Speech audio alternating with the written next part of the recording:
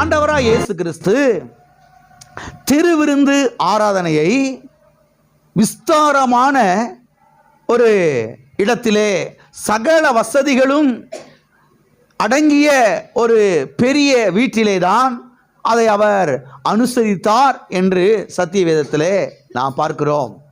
இயேசு கிறிஸ்து கல்வாரி சிலுவைக்கு போகிறார். அவர் அங்கே மரிக்க போகிறார். அவர் அங்கே ஒப்பு கொடுக்க போகிறார். அதற்கு முன்பதாக தம்முடைய சீசரோடு கூட அவர் இந்த ராபோஜனத்தை, இந்த பஸ்கா பண்டிகையை அவர் அனுசரிக்க விரும்புகிறார். ஆகவே அதை அவர் அனுசரிப்பதற்கு ஒரு இடத்தை ஆயத்தப்படுத்தும்படியாய் சொல்லுகிறார். அந்த இடம் எப்படிப்பட்ட இடம் என்பதைத்தான் நாம் சத்தியவேதத்திலே பார்க்கிறோம்.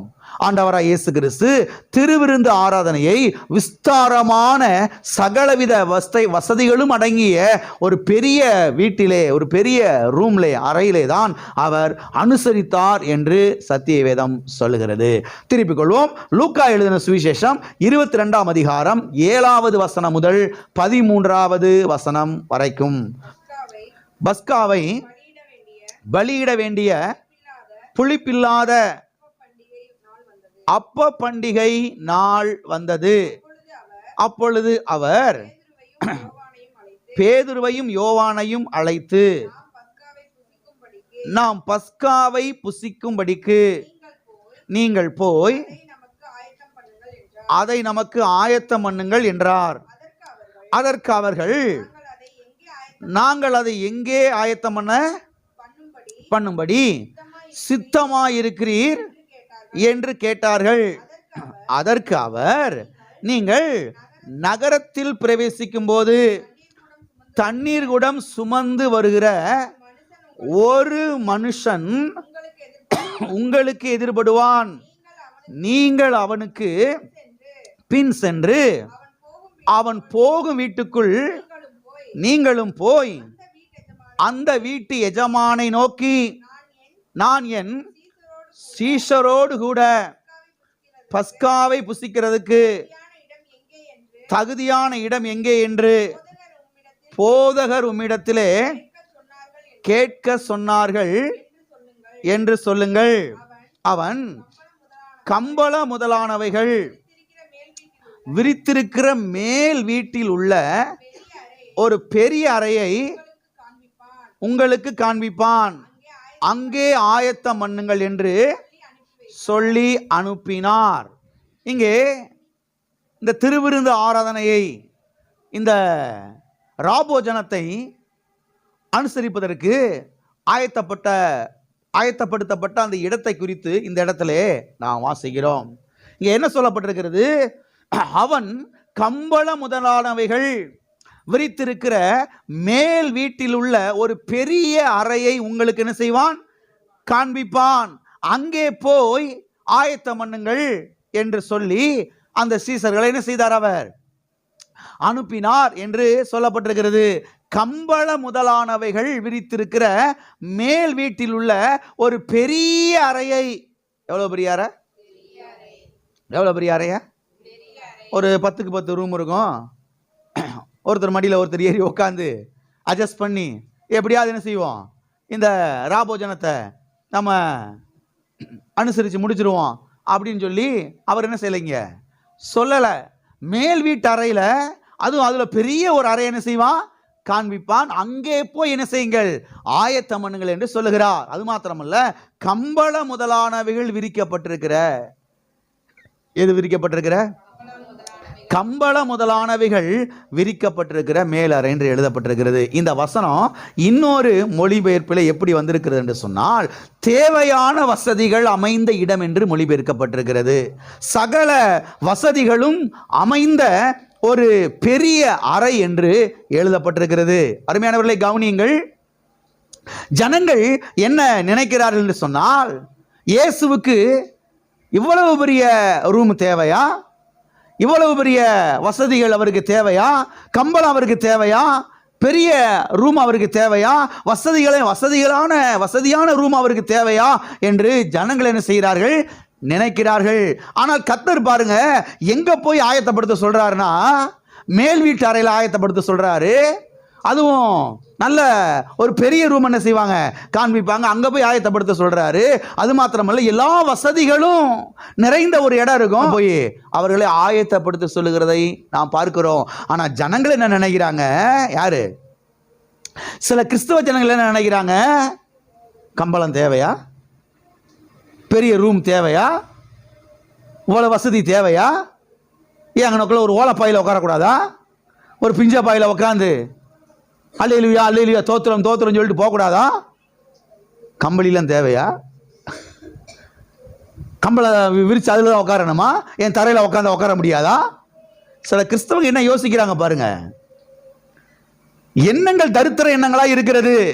சில கிறிஸ்தவங்களுடைய எண்ணங்கள் எப்படி இருக்குது, ஆவி ரட்சிக்கப்பட்டிருக்கிறது, ஆனா மனது என்ன செய்யப்படலை, என்னமோ ரட்சிக்கப்படலை, மனது இன்னும் மறுரூபமாகல பாருங்க. எண்ணங்கள் பாருங்க தரித்திர எண்ணங்களா இருக்கிறது. ஆகையால் தான் பாருங்க வாழ்க்கையில எந்த ஒரு ஆசீர்வாதத்தை என்ன செய்ய முடியும், அவங்களால பார்க்க முடியல.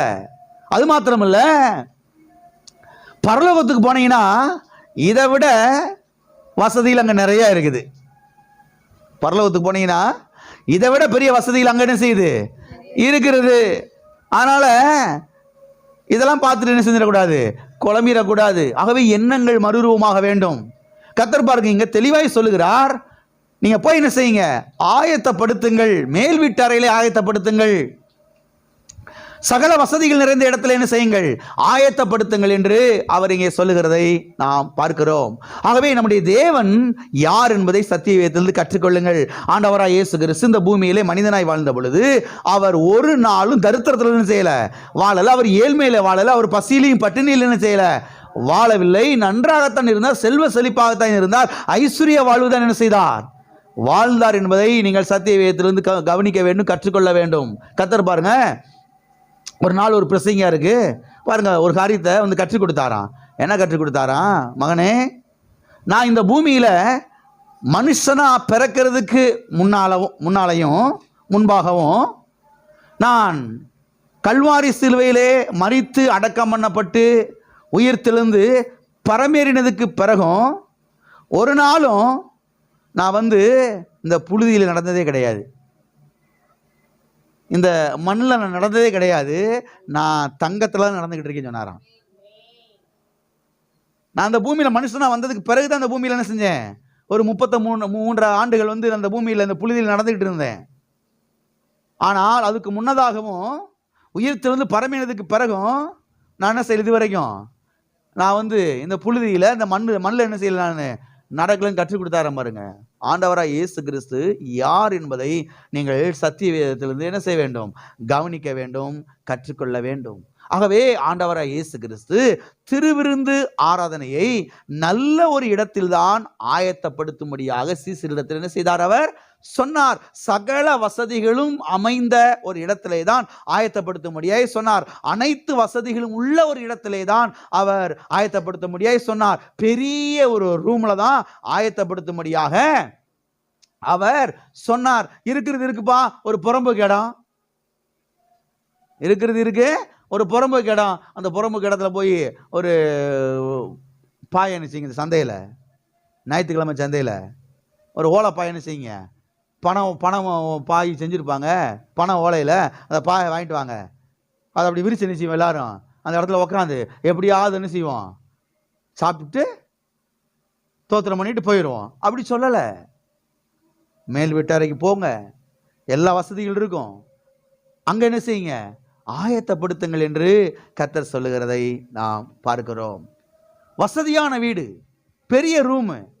இன்னைக்கு பாருங்க, வசதி அப்படின்னு சொன்னாவே சில கிறிஸ்தவங்களுக்கு பிடிக்காது. சில ஆட்கள் வசதியை இருந்துக்கிட்டு குற்ற உணர்வோடு வாழ்ந்துக்கிட்டு இருப்பாங்க. அவங்கெல்லாம் சாதாரண நிலையில் இருக்கிறாங்க. நம்ம மட்டும் வசதியாக இருக்கிறோமோ, நம்ம நல்லா இருக்கிறோமோ, நம்ம நல்ல சாப்பாடை சாப்பிட்றோமோ அப்படின்னு சில கிறிஸ்தவங்களுக்கு என்ன உணர்வு, குற்ற உணர்வு. என்ன உணர்வு, குற்ற உணர்வு. பாருங்க, குற்ற உணர்வுக்கு இடம் கொடுக்காதீங்க. கர்த்தர் உங்களை ஆசீர்வதித்திருக்கிறார், நல்லா சாப்பிடுங்க, நல்லா தூங்கி எந்திரிங்க. எல்லாம் இருக்கிறீங்களா, போயிட்டீங்களா? சில ஆட்கள் வந்து நல்ல பெட்டில் படுத்து தூங்குவாங்க, ஆனால் உள்ள ஒரு குற்ற உணர்வு. எத்தனையோ பேர் இந்த உலகத்தில் பாய் இல்லாமல் இருக்கிறாங்க. நீ நல்ல பெட்டில் படுத்து தூங்குறியா, நீ பரலோகத்துக்கு போக நினைக்கிற அப்படின்னு ஒரு குற்ற உணர்வு என்ன செய்து உள்ள இருந்துகிட்டு இருக்குது. அருமையானவர்களே, குற்ற உணர்வுக்கு என்ன செய்ய வேணாம், நீங்க இடம் கொடுக்க வேணாம்.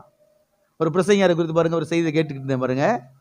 அவரு பாருங்க ஒரு தேசத்துல ஊழியக்காரராக இருந்தாராம். வருஷத்துல ஒரு 2 வாரம் மாத்திரம் லீவு கிடைக்குமா அவருக்கு. அதனால அந்த லீவுக்கு எங்கேயாவதும் போய் மனைவி பிள்ளைகளோடு தங்கிட்டு அங்கே இருந்துட்டு வருவாராம்.